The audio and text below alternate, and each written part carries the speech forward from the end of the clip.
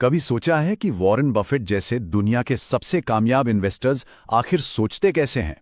आज हम उसी किताब के राज खोलने जा रहे हैं जिसे खुद बफेट ने इन्वेस्टिंग पर लिखी अब तक की सबसे बेहतरीन किताब कहा है, बेंजामिन ग्राहम की द इंटेलिजेंट इन्वेस्टर। चलिए ग्राहम के उन टाइमलेस प्रिंसिपल्स की दुनिया में चलते हैं जो किसी के भी इन्वेस्ट करने का नजरिया हमेशा हमेशा के लिए बदल सकते हैं। हाँ, लेकिन आगे बढ़ने से पहले एक बात बिल्कुल साफ कर दूं, ये कोई रातों रात अमीर बनो वाली स्कीम नहीं है। नहीं, ये किताब एक फिलॉसफी के बारे में है, एक माइंडसेट के बारे में और फाइनेंशियल सक्सेस के लिए एक ऐसे फ्रेमवर्क के बारे में जो दशकों से बाजार के हर उतार चढ़ाव में खरा उतरा है। और जानते हैं क्या, आज भी उतना ही काम का है। तो चलिए एक सवाल से शुरुआत करते हैं। सोचिए, एक जीनियस फिजिसिस्ट जिसने ब्रह्मांड के नियम तक समझ लिए हों और एक स्टॉक मार्केट का जुआरी, इनमें क्या कॉमन हो सकता है? जवाब शायद आपको चौंका दे।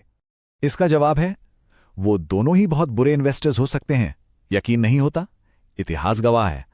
सर आइजैक न्यूटन, शायद दुनिया के सबसे महान वैज्ञानिकों में से एक, उन्होंने साउथ सी बबल में अपनी पूरी की पूरी दौलत गंवा दी थी। और उनके खुद के शब्द थे, मैं सितारों की चाल तो कैलकुलेट कर सकता हूं, लेकिन इंसानों का पागलपन नहीं। और बस यहीं से ग्राहम का पहला और शायद सबसे जरूरी सबक निकल कर आता है। देखिए, इन्वेस्टिंग में कामयाबी की सबसे बड़ी रुकावट आपका आईक्यू नहीं है, बल्कि आपकी अपनी भावनाएं हैं।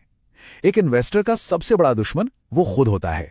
तो जब ग्राहम इंटेलिजेंट इन्वेस्टर की बात करते हैं तो उनका मतलब दिमागी तेजी या डिग्री से बिल्कुल नहीं है। उनका मतलब है धैर्य, अनुशासन और अपने इमोशंस को काबू में रखने की काबिलियत। और अच्छी बात पता है क्या है? ये एक ऐसी चीज है जिसे कोई भी, जी हां, कोई भी सीख सकता है और समय के साथ बेहतर कर सकता है।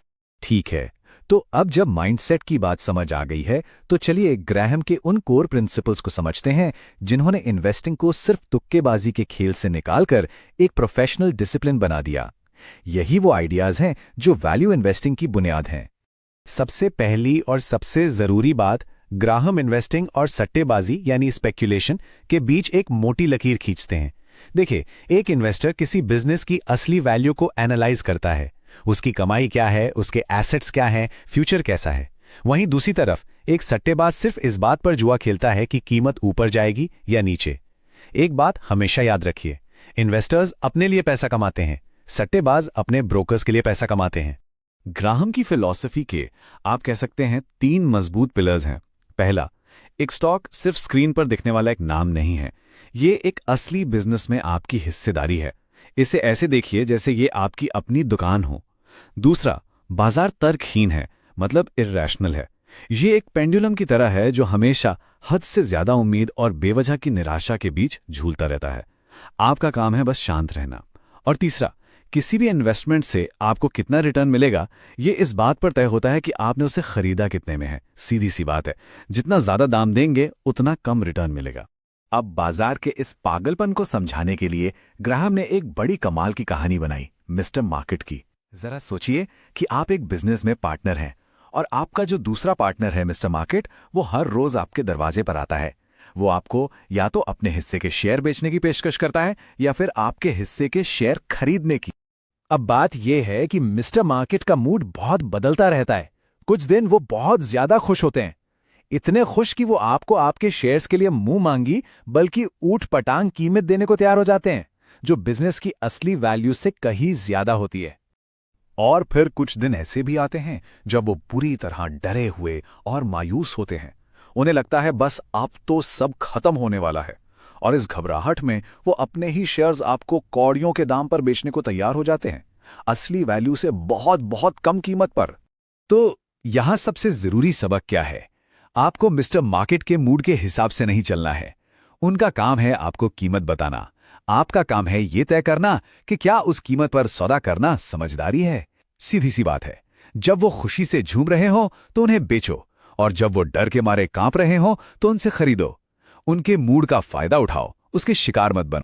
और ये हमें ग्राहम की फिलॉसफी के सबसे जरूरी आइडिया पर ले आता है, वो कॉन्सेप्ट जिसे वो इन्वेस्टिंग का सबसे बड़ा मंत्र कहते हैं, मार्जिन ऑफ सेफ्टी। ये आपका सबसे बड़ा बचाव है, आपका सेफ्टी नेट। बिल्कुल सीधे साधे शब्दों में कहें तो मार्जिन ऑफ सेफ्टी का मतलब है किसी चीज की असली वैल्यू, जिसे हम इंट्रिंसिक वैल्यू कहते हैं, और उसके लिए चुकाई गई कीमत के बीच का फर्क। मतलब अगर किसी बिजनेस की असली कीमत उसकी कमाई और एसेट्स के आधार पर 100 रुपए है, तो आपको उसे बहुत कम में खरीदना है। नियम बिल्कुल सीधा है, हमेशा किसी चीज की जो कीमत है उससे अच्छी खासी कम कीमत चुक। जैसे मान लीजिए एक बिजनेस की असली वैल्यू है 100 रुपए प्रति शेयर, और अगर आप उसे 60 रुपए में खरीदते हैं, तो ये जो 40 रुपए का फर्क है, यही है आपका मार्जिन ऑफ सेफ्टी। यही वो बफर है जो आपको आपकी गलतियों से, बुरी किस्मत से या मार्केट में आने वाले अचानक झटकों से बचाता है। वॉरेन बफेट इसी चीज को एक बड़े अच्छे उदाहरण से समझाते हैं। वो कहते हैं, सोचिए जब आप एक पुल बनाते हैं तो आप उसे 30,000 पाउंड का वजन उठाने लायक बनाते हैं, लेकिन उस पर चलाते सिर्फ 10,000 पाउंड के ट्रक ही हैं। इन्वेस्टिंग में भी यही उसूल काम करता है। मार्जिन ऑफ सेफ्टी आपको गलती करने की गुंजाइश देता है, ताकि आपको भविष्य का सटीक अंदाजा लगाने की जरूरत ही ना पड़े।